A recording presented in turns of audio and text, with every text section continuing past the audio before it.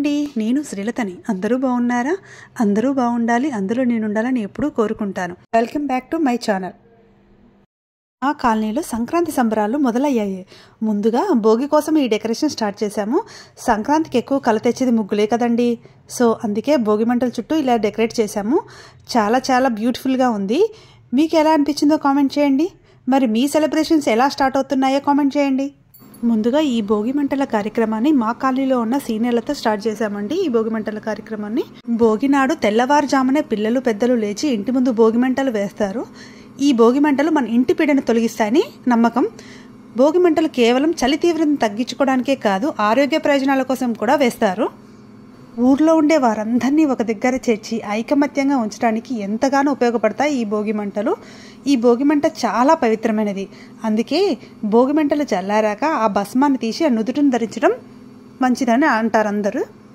Morning 5 గంటలకి అందరం gather అయిపోయి ఇలా సెలబ్రేట్ చేసుకొని చాలా హ్యాపీగా ఉంది. కాలనీ అంతా కలిసి ఇలా పండగ చేసుకుని చాలా బాగుంటుంది కదా. మాకైతే అన్ని పండుగలు ఒకే రోజు వచ్చినంత ఆనందంగా సందడిగా ఉంది. అందుకే నాకు సంక్రాంతి అంటే చాలా ఇష్టం. నాకనే కాదులేండి, తెలుగు వాళ్ళందరికీ సంక్రాంతి అంటే చాలా చాలా ఇష్టం కదా.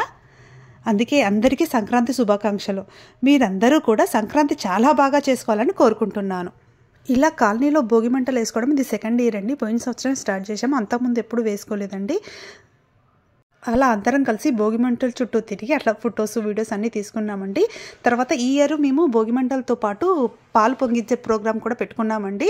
పోయిన సంవత్సరము భోగి మంటలు ఒకటే పెట్టుకున్నామండి. ఈసారి పాలు కూడా పొంగించి పరమాన్నం చేద్దామని అనుకున్నాము. అలా అటు భోగి మంటల కార్యక్రమం అయిపోగానే ఇటు పాలు పొంగించే ప్రోగ్రాం స్టార్ట్ చేశాము. సంక్రాంతి పండుగ రోజు ఇళ్లలో పాలు పొంగించే అలవాటు చాలా కాలం నుంచి ఉంది కదండి.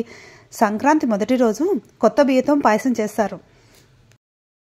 గిన్నెకు పసుపు కుంకుమ రాసి అందులో ఆవుపాలు పోసి పొంగిస్తారండి. అయితే కొత్త కుండను కూడా వాడతారు, కానీ మేమేమి కుండను పెట్టలేదండి.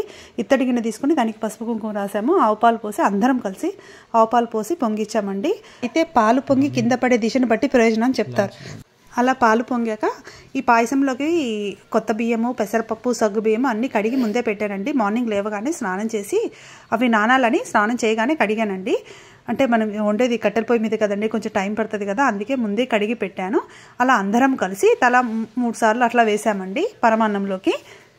అసలుకి అప్పట్లో ఈ కట్టెల పొయ్యి మీద వంటలు ఎలా చేశారోనండి, మాకైతే చాలా పొగ వచ్చి అందరికీ కళ్ళు మండాయండి. చాలా ఇబ్బందిగా అనిపించింది. కాకపోతే మేమందరం చాలా ఎంజాయ్ చేసాము. అంటే మేము ఎప్పుడు చేసుకోం కదా ఇలా కట్టెల పొయ్యి మీద. మాకు బాగా ఫన్ అనిపించింది.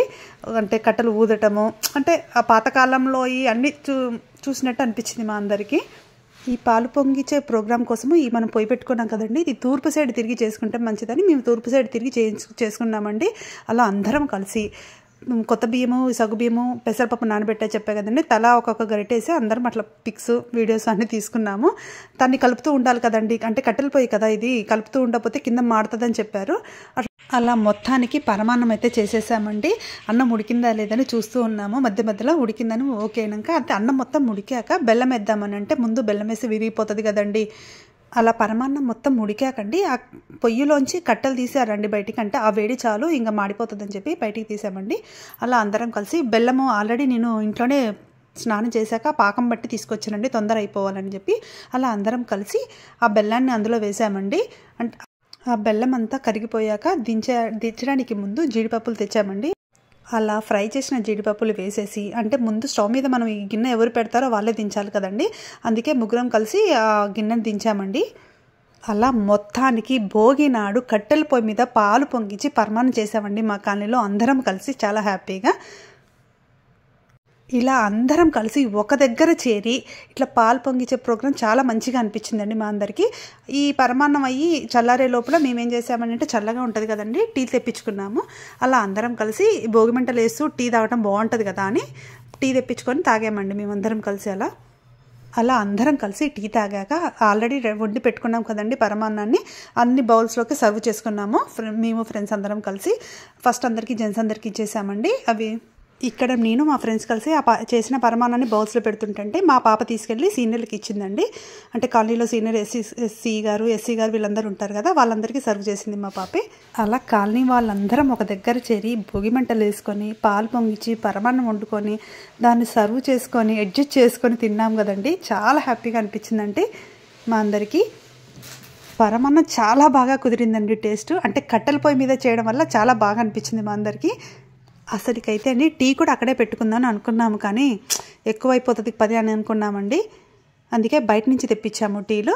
ఓన్లీ పరమాన్నం ఒకటే చేసుకున్నామండి. ఇలా అందరం కలిసి పరమాన్నం తింటే మాత్రం సంక్రాంతి పండుగ, అసలు సంక్రాంతి మాకు అక్కడే అనిపించిందండి. అలా అందరం కలిసి కూర్చొని, మేమందరం లేడీస్ అందరం కూర్చొని కలిపి తిని ఎవరి ఇళ్ళకి వాళ్ళు వెళ్ళిపోయాము.